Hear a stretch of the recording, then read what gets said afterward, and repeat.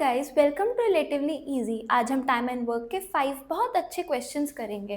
पर क्वेश्चंस करने से पहले हमें एक कॉन्सेप्ट समझना होगा, जहाँ पे P मान लो एक वर्कर है जो T प्लस A डेज लेता है एक वर्क करने का, और Q एक और वर्कर है जो T प्लस B डेज लेता है सेम वर्क करने का।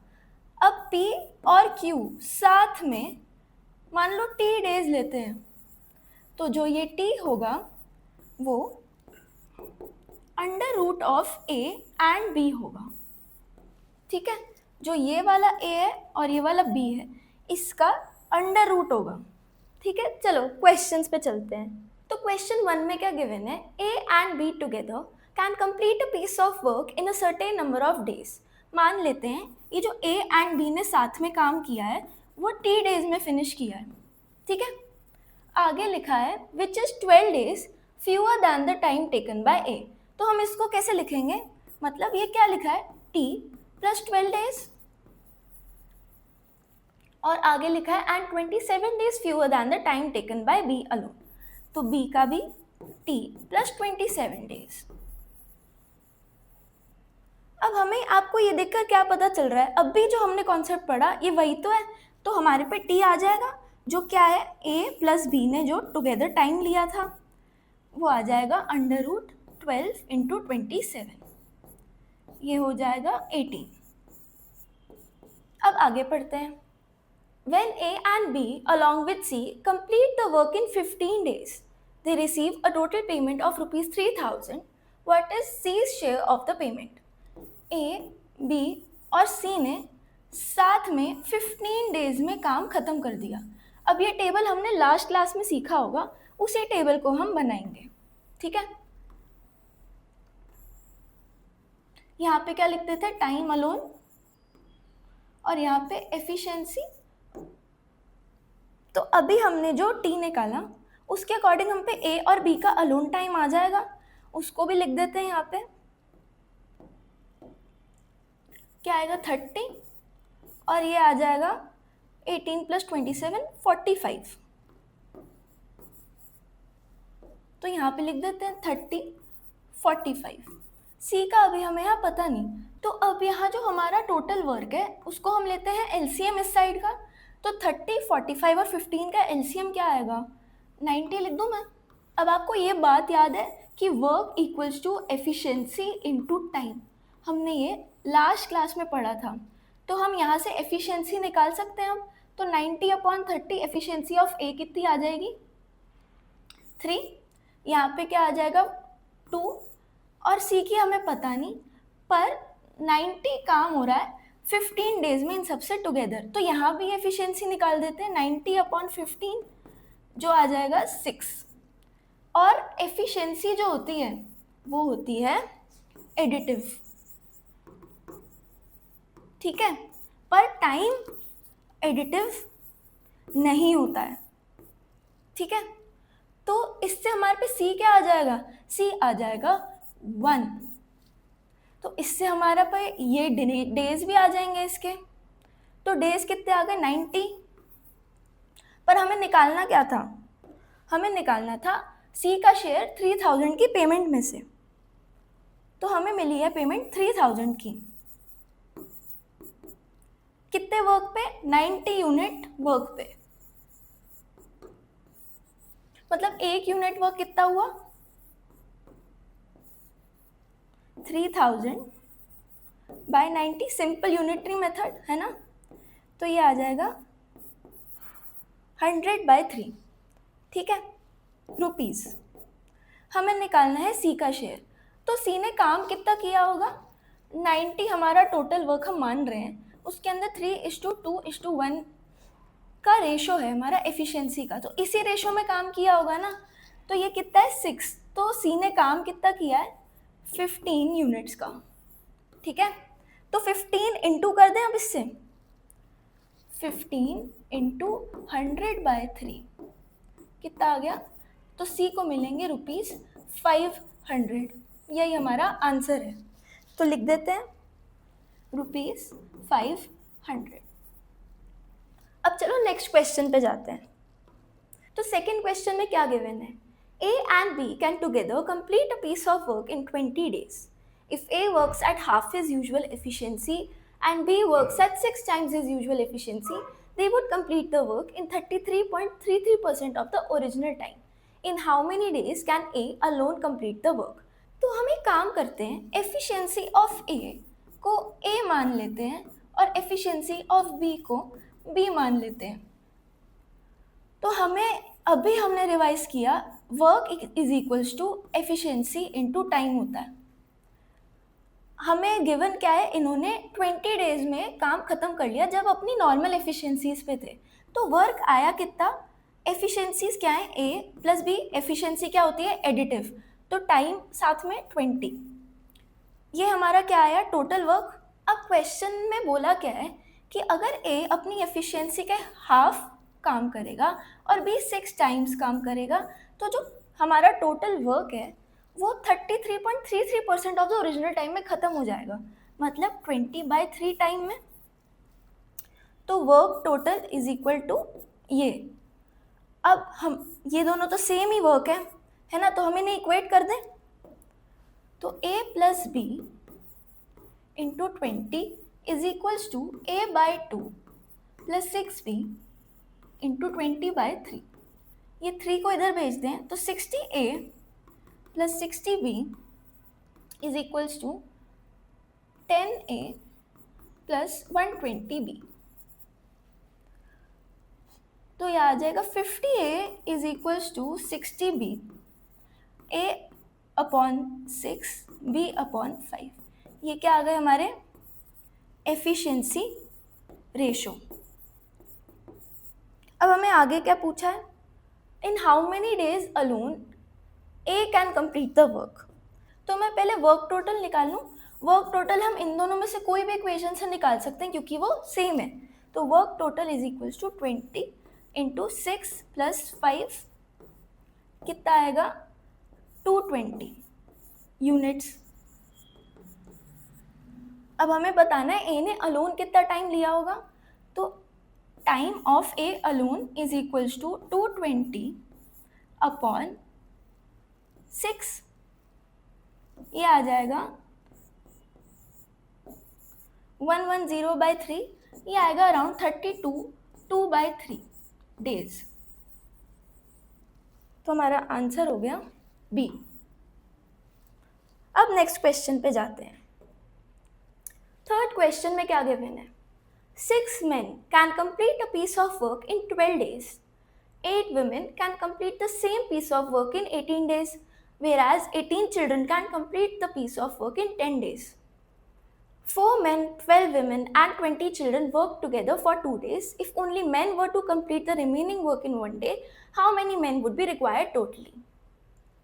तो इस क्वेश्चन में भी सेम कॉन्सेप्ट लगेगा, वही कॉन्सेप्ट कि वर्क टोटल यहाँ पे सेम है, वर्क बदल नहीं रहा है. ठीक है, तो इसको इक्वेट कर देते हैं. मान लो मेन की एफिशिएंसी, मान लो एफिशिएंसी ऑफ मेन m है, एफिशिएंसी ऑफ वुमेन w है, एफिशिएंसी ऑफ चिल्ड्रन c है. तो अब इसे लिखेंगे कैसे, उसी इक्वेशन के थ्रू लिखेंगे, work is equal to efficiency into time.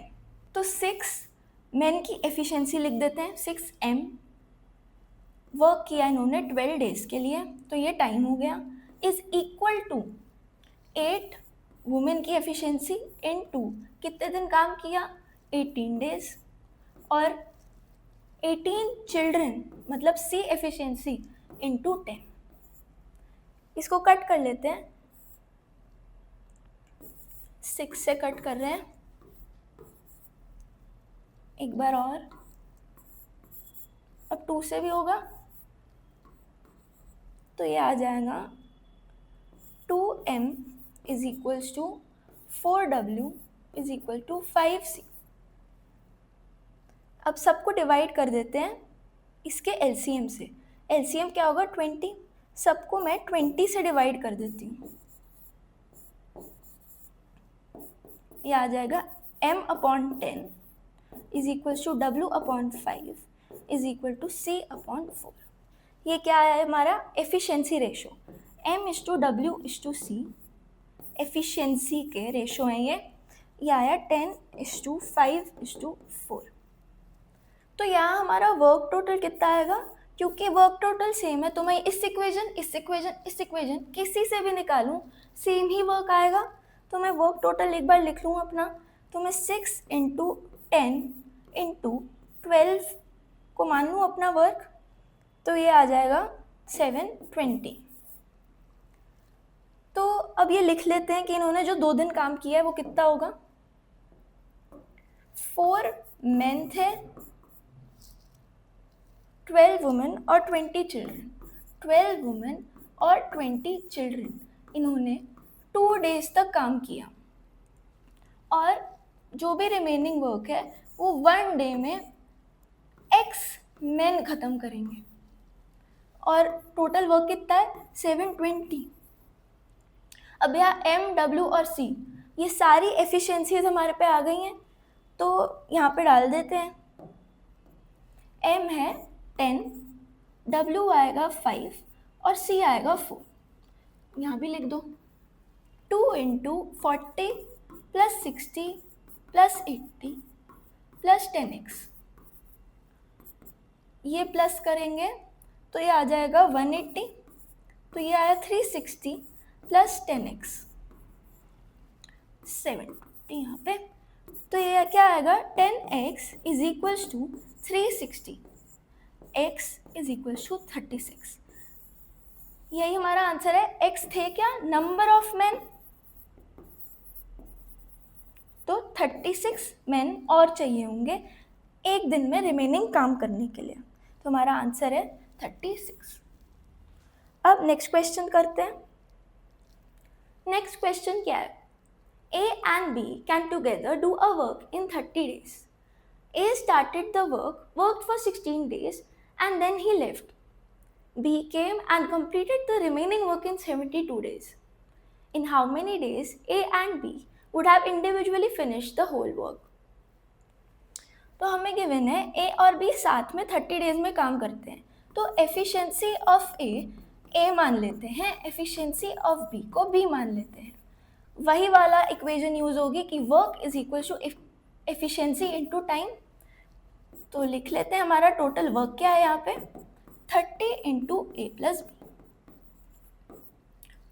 अब A ने 16 डेज काम किया है 16A, और B ने 72 डेज काम किया है 72B।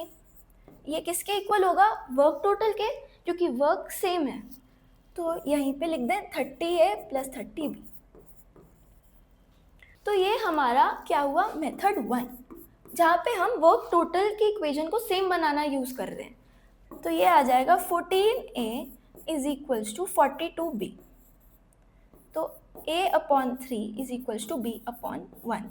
ये हमारे आ गए एफिशिएंसी के रेशो। पूछा हमसे इंडिविजुअल टाइम है, तो क्या हमारा टोटल वर्क आएगा, हमारा टोटल वर्क है 30 × 4 विच इज़ 120 यूनिट्स। तो A अलोन कितना लेगा, टाइम ऑफ A अलोन ये आ जाएगा 120/3 विच इज़ 40 डेज, और टाइम B अलोन 120/1, तो 120 डेज। तो चलो मेथड 2 समझते हैं। मेथड 2 में हम एक टाइमलाइन बनाते हैं। तो ये टोटल वर्क की टाइमलाइन है 30 डेज की, जो A और B ने साथ में ख़त्म किया। अब मान यही काम है, क्योंकि वर्क सेम रहेगा, A ने 16 डेज तक काम किया, और A का मतलब कितना काम रिमेनिंग हो गया अगर वो साथ में कर रहे होते 30 डेज, 14 डेज का। अब B आया, उसने 72 डेज काम किया। अगर वो साथ में करता तो वो ये 30 डेज साथ में काम करता है एक है, पर इसने एक्स्ट्रा कितना काम किया 42 डेज। तो B ने अपना 30 डेज का काम तो कर दिया, जो B ने ये एक्स्ट्रा 42 डेज का काम करा है वो A का 14 डेज का रिमेनिंग काम था। जैसे हमने अभी पिछले क्वेश्चन में भी देखा था 14A = 42B, यहाँ भी वही आएगा 14 A is equal to 42B, मतलब A का रिमेनिंग काम इज इक्वल टू B का एक्स्ट्रा काम। तो अब हम इसे वैसे ही सॉल्व कर लें। 14A इक्वल टू 42B, इसी से आ जाएगा वापस से A/3 equal to B/1, same answer आएगा। तो यहाँ पे A का अलोन टाइम आएगा 40 डेज और B का आएगा 120 डेज। अब नेक्स्ट क्वेश्चन पे चलते हैं। तो लास्ट क्वेश्चन क्या है? Pipes A and B together can fill a water tank in 36 hours. Pipes B and C together can fill the same tank in 24 hours. And pipes A and C together can fill the same tank in 30 hours. If all the three pipes are open together, then they fill 74 liters of water per minute. अब ये देखो, हमें जो ये given है ये क्या है? ये हमें एफिशिएंसी गिवन है क्योंकि पर मिनट गिवन है। एफिशिएंसी किसकी? A plus B plus C की एफिशिएंसी है 74 लीटर पर मिनट। अब बाकी इंफॉर्मेशन को हम अपने टेबल में नोट डाउन करते हैं। A plus B tap 36 hours में सेम टैंक को फिल करेंगे। B और C टैप्स 24 आवर्स में करेंगे। A और C 30 आवर्स में करेंगे। यहाँ हम टाइम अलोन लिखते हैं। अब यहाँ हम पहले वर्क को लेट करेंगे। वो क्या लेट करते हैं हम? टाइम अलोन्स का एलसीएम। तो इसका एलसीएम यहाँ लिख लेते हैं 360।